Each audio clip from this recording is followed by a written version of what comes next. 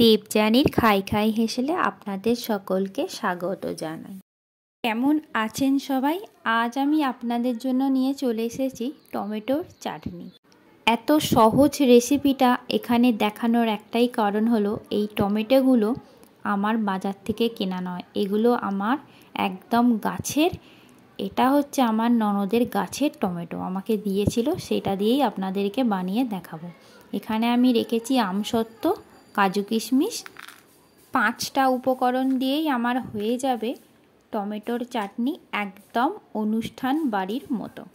যদি আপনাদের ভিডিওটা ভালো লাগে তাহলে অবশ্যই শেয়ার করবেন, লাইক করবেন আর কমেন্ট করে জানাবেন। আর যদি আমার চ্যানেলে নতুন হয়ে থাকেন তাহলে পাশে থাকা বেল আইকনটি প্রেস করে দেবেন। আর যখন আমি চ্যানেলে নতুন ভিডিও আপলোড করব তাহলে সবার আগে আপনার কাছে নোটিফিকেশানটি পৌঁছে যাবে আর আপনিও দেখতে পারবেন এই চ্যানেলের নতুন নতুন রান্নাগুলি। আমি এখানে আমসত্ত্বগুলোকে কেটে নেব 4 টুকরো করে। এই চাটনি বানানো তেমন কোনো কঠিন কাজ নয়, এটা খুবই সহজ পদ্ধতি। তবুও আমি এই চাটনিটা আজকে আপনাদেরকে বানিয়ে দেখাবো। তার কারণ হচ্ছে, যেহেতু টমেটোগুলো আমাকে একজন দিয়েছেন, তারও খুব ইচ্ছা তার দেয়া টমেটোগুলো দিয়ে আমি কি করছি সেটা সে দেখুক। আর এরপরেও একটা কথা আমি বলবো, রান্না সম্পর্কে তো আপনারা জানেন আমি একদম শুরুতেই যখন নতুন নতুন বিয়ে হয় তখন একদমই কিছুই জানতাম না, তো সেই সম্পর্কেও একটা গল্প আপনাদের সঙ্গে শেয়ার করব। দেখতেই পাচ্ছেন এইভাবে আমি 4 চৌকো করে আমসত্ত্বগুলো আমি কেটে নিচ্ছি। আপনারা চাইলে এখানে খেজুরও ব্যবহার করতে পারেন, তবে আমি এখানে খেজুরের ব্যবহার করিনি। আপনারা যে কোনো ড্রাই ফ্রুটসই টমেটোর চাটনিতে ব্যবহার করতে পারেন, তবে আমি এখানে এই কটা উপকরণ দিয়েই করে দেখাবো, একদম অনুষ্ঠান বাড়ির মতনই হবে। তো এই আমসত্ত্বগুলো আমার কাটা হয়ে গেছে। এবার আমার যে টমেটোগুলো আছে সেগুলোকেও আমি 4টে টুকরো করব। প্রথমে একটা ফালি করব, তারপর সেখান থেকে আর একটা ফালি করব, মানে একটা টমেটো থেকে 8টা টুকরো বেরোবে। প্রথমেই দেখুন এইভাবে টমেটোটাকে আমি নিয়েছি, মাঝখান থেকে এটাকে চিড়ে নেব, তারপর তার মধ্যিখান থেকে একটা চিড়ে নেব, তারপর এটা 4 টুকরো হলো। এবার মাঝখান থেকে এটাকে কেটে নিলে এটা 8টা হয়ে যাবে। এইভাবেই টমেটোগুলোকে আমি টুকরো করে নেব, সব কটা টমেটোগুলো। তো এটা কাটতে কাটতে আপনাদেরকে প্রথমেই যে ঘটনাটা আছে সেটা আমি শেয়ার করি। তো এরকম একটা দিন ছিল যে দিনে আমি এরকম টমেটোর চাটনি বানাই। তো বানাতে গিয়ে তখন তো আমি জানতামও না কিভাবে চাটনিটা করে, আর তখন তো সেইভাবে এত ফোনের চলও ছিল না যে ইউটিউব দেখে বানিয়ে ফেলবো। ফোন করে জেনে রান্নাটা করার মতো সুযোগও পাইনি, তো সেই কারণে আমি নিজে নিজেই ভাবলাম করে ফেলি। তো কিভাবে করলাম, করতে গিয়ে যে কি বিপদটা হলো সেটাই বলছি। প্রথমে আমি একটা সিলিভারের বাটি নিই, সেই বাটির মধ্যে টমেটোগুলো যথারীতি কেটে বসিয়ে দিয়েছি। না জানি যে তাতে জল দিতে হবে না কতটা চিনি দিতে হবে না কতটা নুন দিতে হবে। আমি ভাবলাম টমেটোগুলো একদম হয়তো গলে যাবে, তারপরেই চিনিটা দিতে হবে। তা কখন দিতে হবে, কোন সময় কি করলে কি হবে সেসব কিছুই জানতাম না। চাটনিটা বসিয়ে দিয়েছি, বসিয়ে দিয়ে সেই জ্ঞানও নেই যে টমেটোটা গলতে কত টাইম লাগে। তো যাই হোক, টমেটোগুলো দেখছেন আমার কাটা হয়ে গেছে। ঠিক এই রকমভাবেই আমি সমস্ত টমেটোগুলোকে কেটে নিয়েছি। এবার কড়াইতে আমি 1 টিস্পুন সর্ষের তেল দিলাম, একদম এর থেকে বেশি দেওয়ার দরকারই নেই। এবার আমি এখানে 1/2 টিস্পুন সর্ষে দিয়ে দেব, কালো সর্ষে। এটাই আমি ফোড়নে দিলাম। অনেকে কি করে এখানে 5 ফোড়নও ব্যবহার করে, সেক্ষেত্রে আপনারা করতেই পারেন, তার জন্য স্বাদটা আলাদা হবে।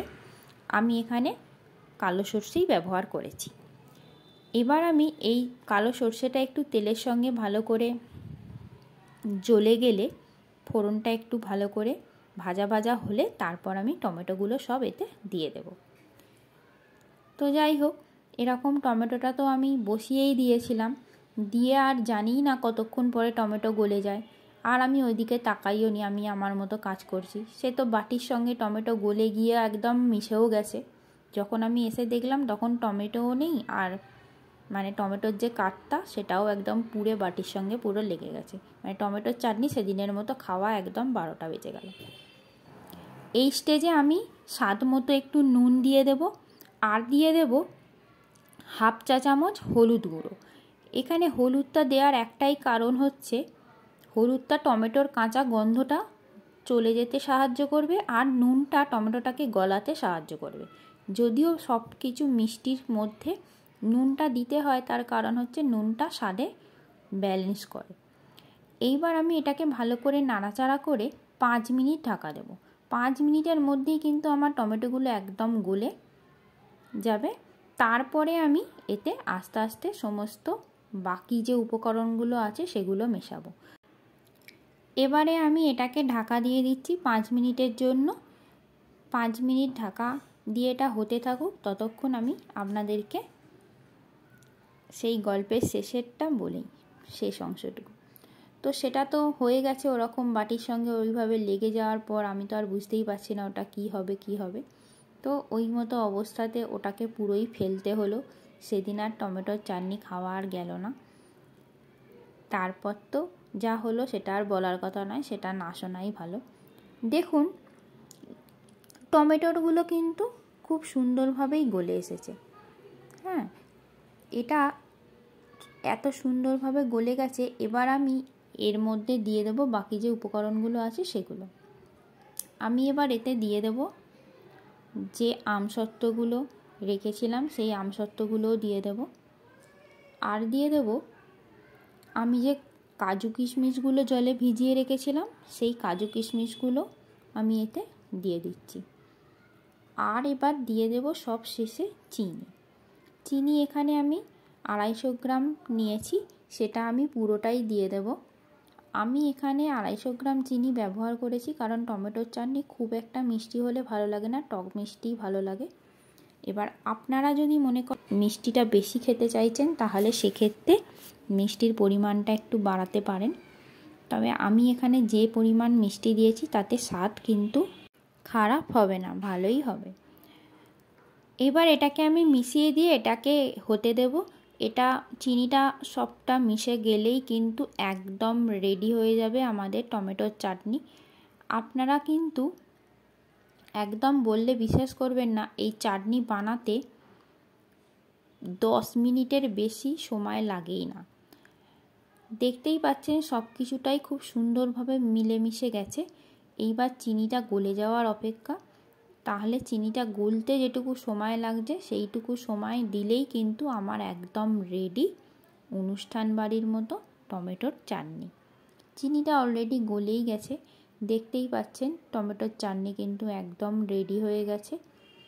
এটা দেখে তো ভীষণই লোভ লাগছে, তার কারণ হচ্ছে এই চাটনিটা দেখতেও যতটা সুন্দর হয়েছে খেতেও অসাধারণ হবে, আমি একদম গ্যারেন্টি দিয়ে বলছি। এই চাটনি যদি আপনারা কাউকে খাওয়ান, তারা বিশ্বাসই করবে না যে এটা অনুষ্ঠান বাড়ির চাটনি নয়, একদম অনুষ্ঠান বাড়ির মতনই হয়েছে। আরও একটা কথা বলে রাখি, যখন আপনারা ফোড়নে সর্ষে দিচ্ছেন তখন সেই সময় শুকনো লঙ্কাও দিতে পারেন, তার কারণ শুকনো লঙ্কা দিলে একটা ঝালঝাল ব্যাপারও আসবে। আর বাড়িতে বাচ্চা থাকায় আমি শুকনো লঙ্কাটা ব্যবহার করিনি, কারণ বাচ্চার ঝাঁঝ লাগবে, সেই কারণে। কিন্তু আপনারা দেবেনই দেবেন। এইভাবে আমি চাটনিকে স্টোর করে রাখি 1 থেকে 2 মাস পর্যন্ত। এইভাবে চাটনি রেখে দিলে টিফিন বক্সে করে খুব ভালো থাকে। আর আমি জাস্ট পরিবেশন করার জন্য এইরকমভাবে চাটনিটা সার্ভ করছি। যেতে যেতে আজকের টিপসটা আপনাদের সঙ্গে শেয়ার করি।